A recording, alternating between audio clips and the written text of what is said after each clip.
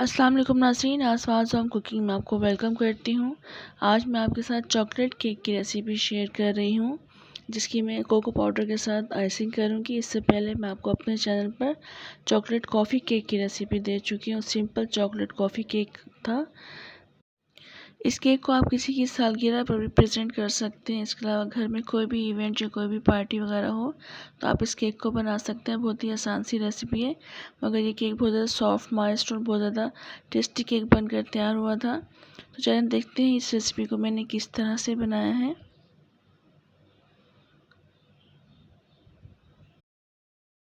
एक बोल में 1.5 कप मैदा ऐड कर देंगे। मैदा ऐड करने के बाद मैं इसको थोड़ा सा छान लूँगी, थोड़ी सी हम गुंजाइश बना देंगे, क्योंकि इसमें बाकी की चीज़ें भी हमने ऐड करनी है। अगर आपके पास बड़ी छन्नी है तो आप इसमें सारी चीज़ें एक साथ डालकर भी इसको छान सकते हैं। अब इसमें कोको पाउडर ऐड कर देंगे 1/4 कप या 2 टेबल स्पून। इसके अलावा 1 टीस्पून बेकिंग पाउडर ऐड करेंगे और 1 टीस्पून इसमें बेकिंग सोडा ऐड कर देंगे। इन सबको डालकर हम अच्छी तरह से छान लेंगे। कोको पाउडर में थोड़े से लम्स थे तो मैंने इसको चम्मच की मदद से इस तरह से छान लिया था।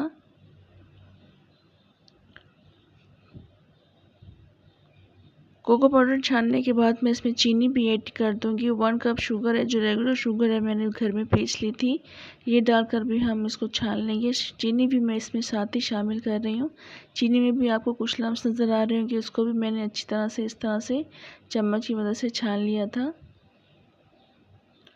चीनी छानने के बाद इसको पूरे बैटर को हम अच्छी तरह से मिक्स कर लेंगे। किसी भी किस्म का कोई भी लम्स नहीं रहना चाहिए, अच्छी तरह से मिक्स हो जाए। इस बैटर को अच्छी तरह से मिक्स कर लेंगे और ये बैटर आप देख लें अच्छी तरह से मिक्स हो चुका है। इसमें किसी भी किस्म का कोई भी लम्स नज़र नहीं आ रहा है। तो अब हम इसमें थोड़ी सी गुंजाइश बना लेंगे इसमें, क्योंकि मैंने बाकी चीज़ें भी ऐड करनी है और एक ही बॉल में मैं सारी चीज़ें आपको मिक्स करना बता रही हूँ। 3 अंडे इसमें अब शामिल कर देंगे। इसके अलावा इसमें मैं ऑयल ऐड कर दूँगी 1/2 कप के बराबर। इसमें मैं चॉकलेट एसेंस ऐड कर रही हूँ, क्योंकि मैं चॉकलेट केक बना रही हूँ इसमें, तो 1 टीस्पून इसमें मैंने चॉकलेट एसेंस ऐड किया है। इन सब चीज़ों को डालकर हम अच्छी तरह से मिक्स कर लेंगे।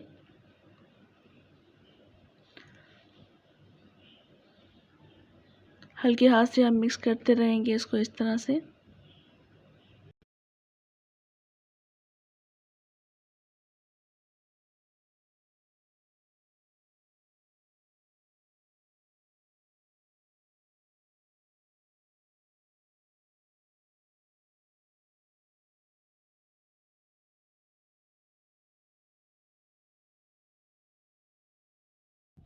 और भी आप देख लें बैटर काफ़ी ज़्यादा थिक लग रहा है, तो इसमें मैं थोड़ा सा दूध शामिल कर दूँगी।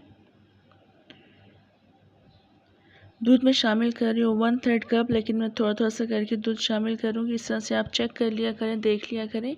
अगर बैटर थोड़ा सा सख्त बन रहा है तो आप दूध भी शामिल कर सकते हैं। इस तरह से हम हल्के हाथ से इसको हम मिक्स करते रहेंगे। दूध शामिल करने के बाद इसको मिक्स कर देंगे। मज़ीद जो दूध बच गया था हम वो भी शामिल कर देंगे, क्योंकि बैटर अभी भी काफ़ी ज़्यादा ठीक है। तो टोटल 1/3 कप इसमें दूध शामिल किया है मैंने, और बिल्कुल परफेक्ट रहा था 1/3 कप। मिक्स कर लेंगे इस बैटर को अच्छी तरह से। और अभी आप देख लें मिक्स हो चुके हैं, अब बिल्कुल परफेक्ट कंसिस्टेंसी अब आ चुकी है। तो इसको हम पहले से ग्रीस किया हुआ एक मोल्ड में ऐड कर देंगे। मैंने इस मोल्ड को पहले से ग्रीस कर लिया। पहले से ग्रीस कर लिया करें आप मोल्ड को। आप किसी भी शेप का मोल्ड यूज़ कर सकते हैं। मैं हार्ट शेप में बना रही हूँ। तो ये सारा बैटर हम इसमें पोर कर देंगे।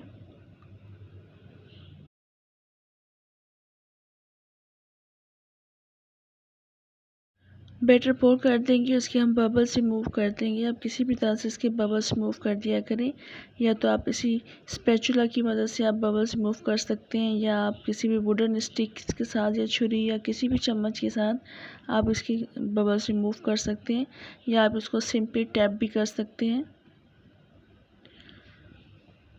इस तरह से मैंने बबल्स रिमूव कर दिए थे। आप टैप भी करके इसके बबल्स रिमूव कर सकते हैं। इसको मैं अभी प्री हीटेड स्टोव ओवन में रख दूँगी, जिसको मैंने हाई फ्लेम पर प्री हीट कर लिया था 15 मिनट के लिए।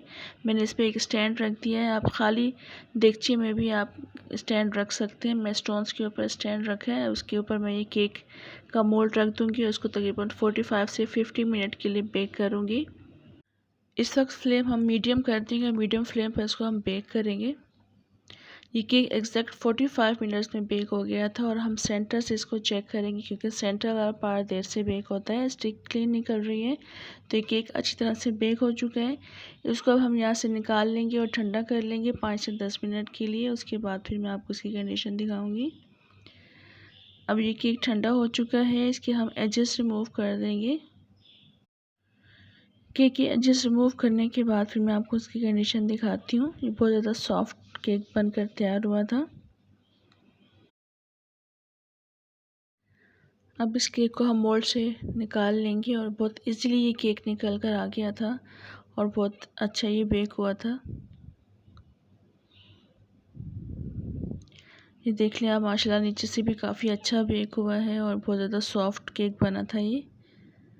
बस इसको हम कम्प्लीटली ठंडा होने के लिए रख देंगे, तब तक हम इसके लिए फ्रॉस्टिंग रेडी कर लेंगे।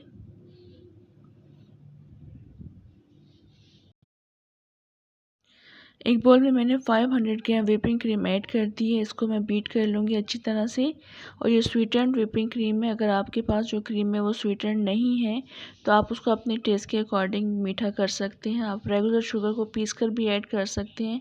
इसके अलावा कंडेंस मिल्क भी आप ऐड कर सकते हैं। आप चेक कर लीजिएगा अपने हिसाब से उसमें मीठा। अभी देखिए, इसको सिर्फ 3 से 4 मिनट हुए हैं बीट करते हुए। काफ़ी अच्छी ये व्हिप हो चुकी है, मगर रनी है अभी। इस तरह से हम मुस्तकिल इसको बीट करते रहेंगे। अभी हम इसी वक्त इसमें हम कोको पाउडर ऐड कर देंगे। मैंने 4 टेबल स्पून दूध के अंदर कोको पाउडर ऐड किया है, 1 टेबल स्पून। इसके हम लम्स ख़त्म कर लेंगे अच्छी तरह से। मिक्स करने के बाद हम इसको ऐड करेंगे। और कोको पाउडर आप डायरेक्ट मत ऐड कीजिएगा, क्योंकि उसमें फिर लम्स रह जाते हैं, फिर वो मुँह में आते हैं। तो इस तरह से दूध में शामिल करने के बाद हम कोको पाउडर को ऐड करेंगे। 1 टेबल स्पून बिल्कुल परफेक्ट रहा था। इस तरह से हम इसमें कोको पाउडर ऐड करने के बाद इसको मिक्स करेंगे और बीट करेंगे। इस वक्त हम हाथ नहीं रोकेंगे और बिल्कुल हार्ड पीक्स आने तक हम इसको बीट करते रहेंगे। और किनारों पर जो क्रीम लगी हुई आपको नज़र आ रही है वो भी हम साथ साथ साफ़ करते रहेंगे, वो भी हम मिक्स कर देंगे। और अभी आप देख लीजिए हार्ड पीक्स बन चुके हैं, इसमें गिर नहीं रही है, तो इसको हम साइड में रख देंगे। हम केक को जब तक रेडी कर लेंगे। केक के सेंटर में छुरी से मैं निशान लगा दूँगी इस तरह से। छुरी की मदद से हम इस तरह से बिल्कुल बैलेंस करके निशान लगा देंगे, क्योंकि मैं इसको धागे से कट कर रही हूँ, इसलिए मैं इसको छुरी से निशान लगा रही हूँ। अगर आप छुरी से कट करना चाहते हैं तो आप छुरी से भी बैलेंस करके कट कर सकते हैं। बस इस तरह से मैं सेंटर में बिल्कुल देखकर इक्वली निशान लगा दूँगी। इसके बाद मैं इसमें धागे से इसको कट करेंगे, तो धागा मैंने इसके साइज़ से थोड़ा सा बड़ा ही धागा लिया है। इसके निशान पर हम धागे को रखेंगे, छुरी के निशान पर।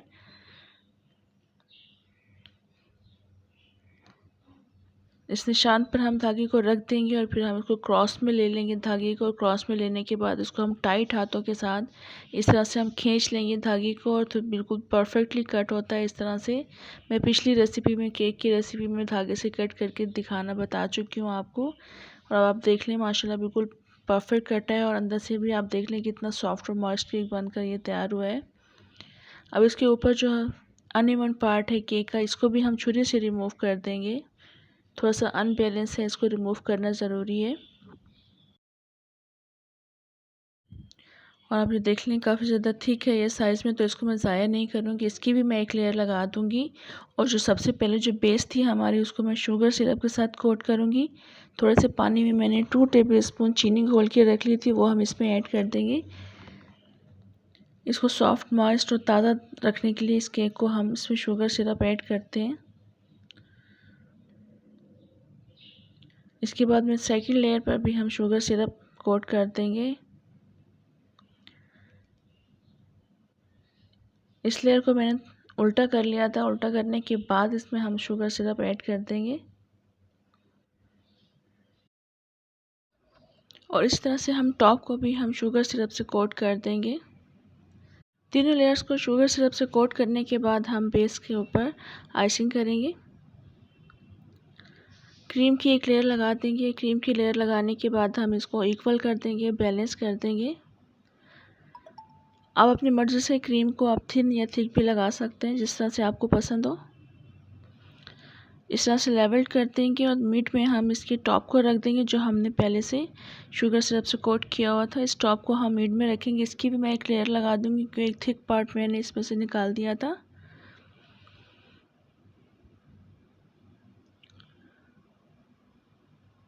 और इसको भी मैं सेंटर से कट कर लूँगी, क्योंकि ये अनइवन पार्ट है। सेंटर से कट करने के बाद इसको हम क्रीम से भी कोट कर देंगे। सेम प्रोसेस अप्लाई करेंगे सारी लेयर्स पर। इस तरह से हम क्रीम लगाते रहेंगे। इसको हम बैलेंस कर देंगे, इक्वल कर देंगे। टॉप को भी हम ऊपर रख देंगे। इस तरह से इस पर भी हम क्रीम लगा देंगे और बैलेंस कर देंगे, इक्वल कर देंगे।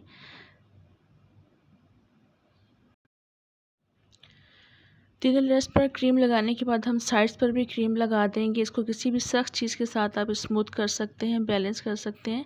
मगर मैंने इसको फाइन स्मूथ नहीं किया था, क्योंकि मुझे यहाँ साइड्स में इसके फ्लावर बनाने थे, डिज़ाइन बनाना था, तो इसलिए मैंने इसको फाइन स्मूथ नहीं किया था। अब मैं इस पर अपनी मर्ज़ी के फ्लावर्स बना दूँगी। आप अपनी मर्ज़ी का कोई सा भी इस पर डिज़ाइन बना सकते हैं। बस इस तरह से मैंने इस पर फ्लावर्स बना दिए थे।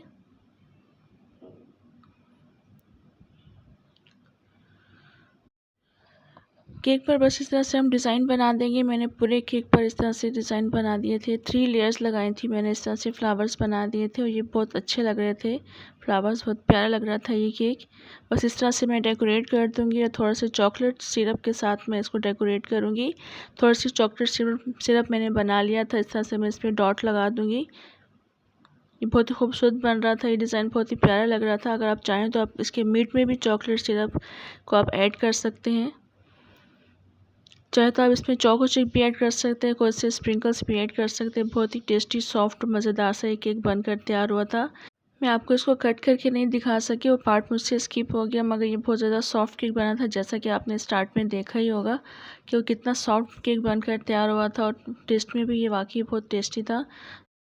इस केक को आप किसी की भी सालगिरह के लिए बनाकर प्रेजेंट कर सकते हैं। इसके अलावा आप पार्टीज़, इवेंट्स वगैरह में भी बना सकते हैं।